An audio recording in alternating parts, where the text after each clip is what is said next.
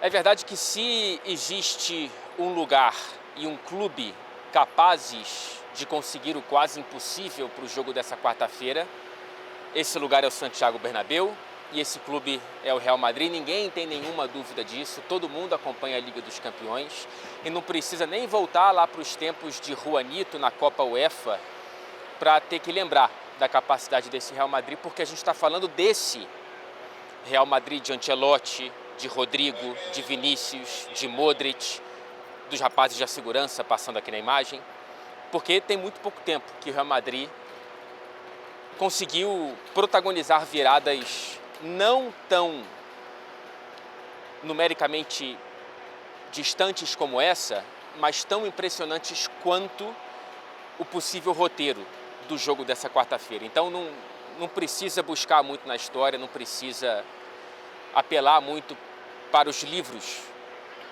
e para os registros históricos, porque eu e você, todo mundo sabe do que esse Real Madrid é capaz. Porém, dito isso, a única virada que o Real Madrid conseguiu na história da Liga dos Campeões, não estou falando de outras competições europeias, tá? Quando a Champions não se chamava Champions, foi a única virada depois de perder o jogo de ida de um mata-mata por 3 ou mais gols de diferença, foi em 1976 contra um time inglês, o Derby County, vejam só vocês, que venceu por 4-1 a ida na Inglaterra e perdeu aqui por 5-1, quinto gol marcado na prorrogação, inclusive o Vicente Del Bosque, lembra? Um bigode muito mais bonito que o meu. Ele era meio campo daquele time do Real Madrid que conseguiu aquela virada contra o Derby County. De lá para cá, se eu não me engano, o Real Madrid só teve que passar por essa situação uma vez, repito, na Champions, perdendo o jogo de ida por 3 ou mais gols de diferença, e não conseguiu, que foi em 2013 contra o Dortmund, 4-1 na ida e 2-0 aqui na volta, quase conseguiu, porém não foi o suficiente, evidentemente.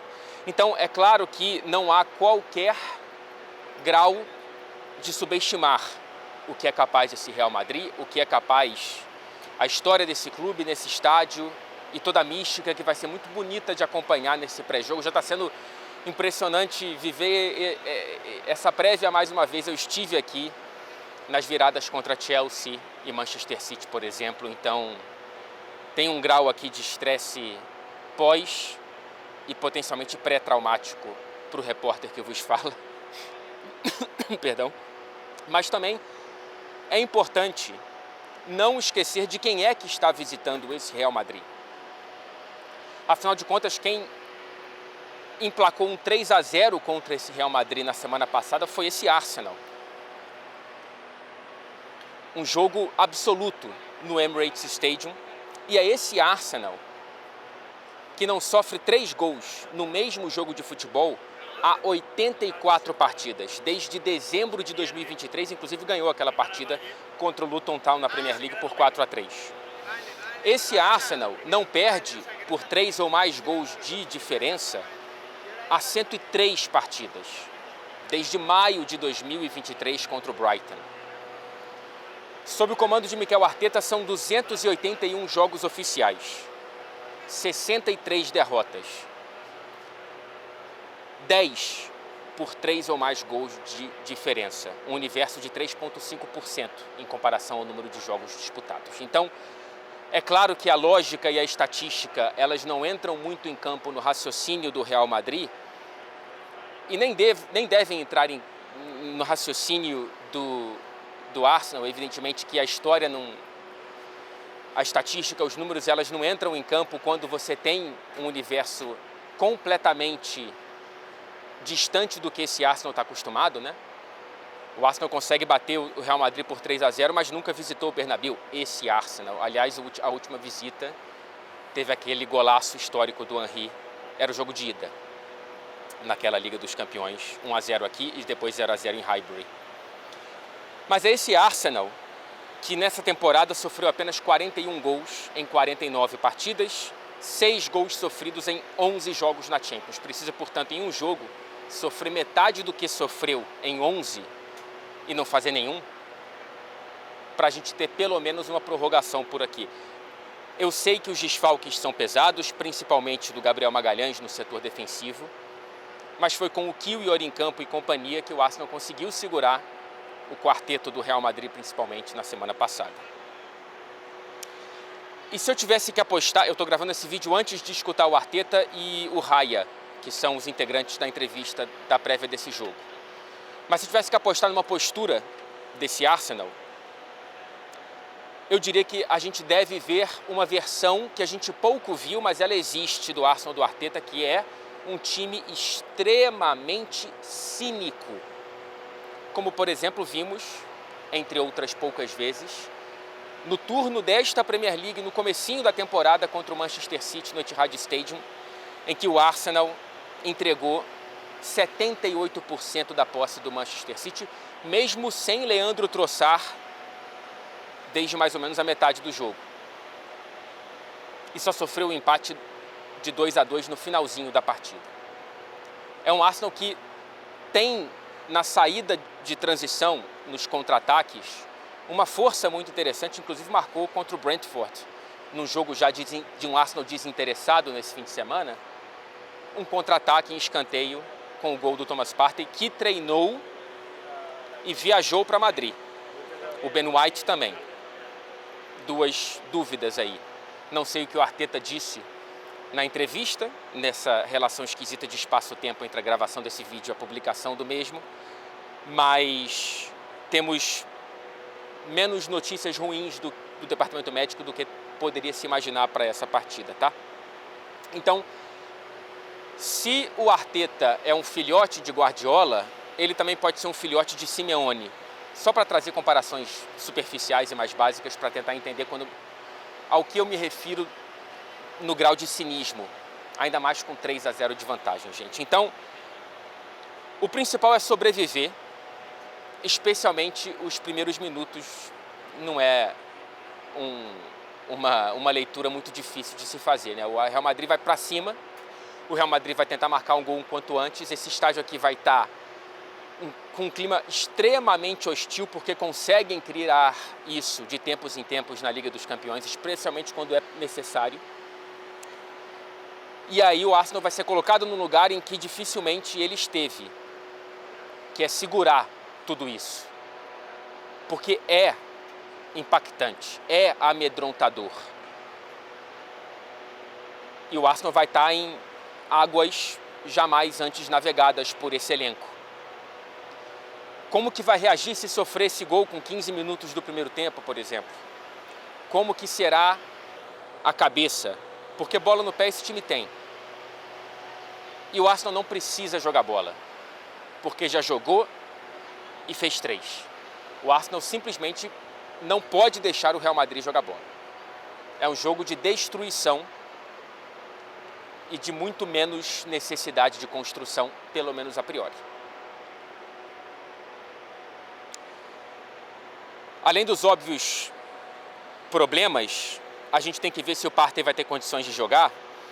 Sem o Partey, eu fico imaginando se talvez o Merino volte para o meio-campo para ajudar o Rice e a gente tem um falso 9 na frente, talvez na figura do Trossard ou do Nwaneri.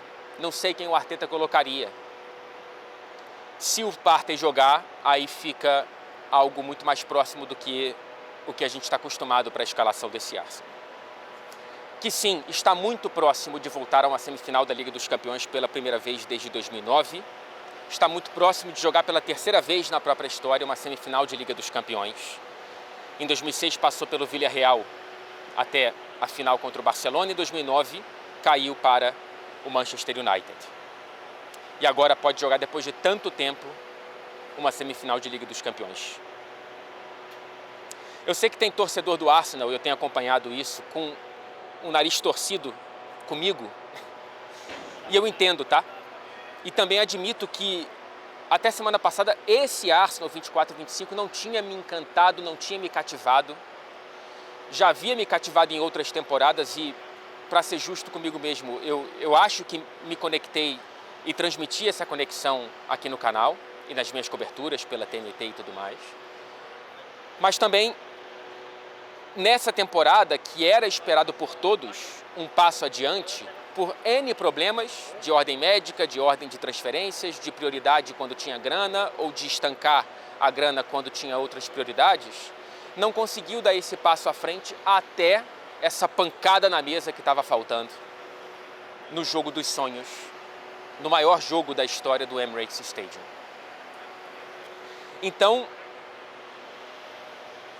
é claro que talvez esse torcedor agora sinta que eu esteja embarcando na crista da onda e, de certa maneira, até, repito, tem uma certa razão, mas eu julgo que o meu trabalho ele é muito guiado por me encantar com histórias.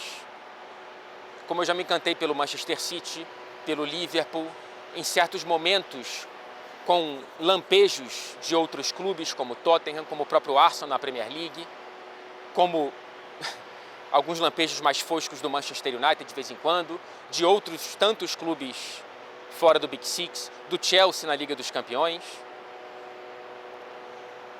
E eu estou encantado mais uma vez pelo que o Arsenal fez na semana passada e estou muito, muito feliz, honrado e me sentindo extremamente privilegiado de estar aqui com o microfone na mão, falando com você,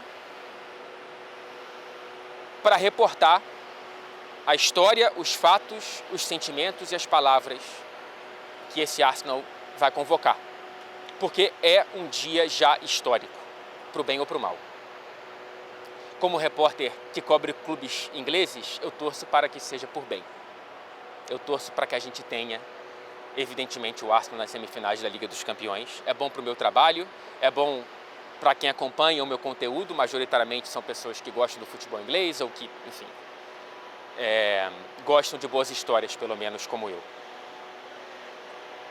Então, eu estou sendo cativado mais uma vez por esse Arsenal do Arteta e é nessa tentativa de abraçar o mundo, de cobrir outros clubes. É claro que pelas questões geográficas eu cubro mais os clubes do norte da Inglaterra, mas nessa tentativa de nunca deixar o cobertor tão curto que às vezes eu passo uma sensação justificada de deixar uma parte significativa da liga mais abandonada, né?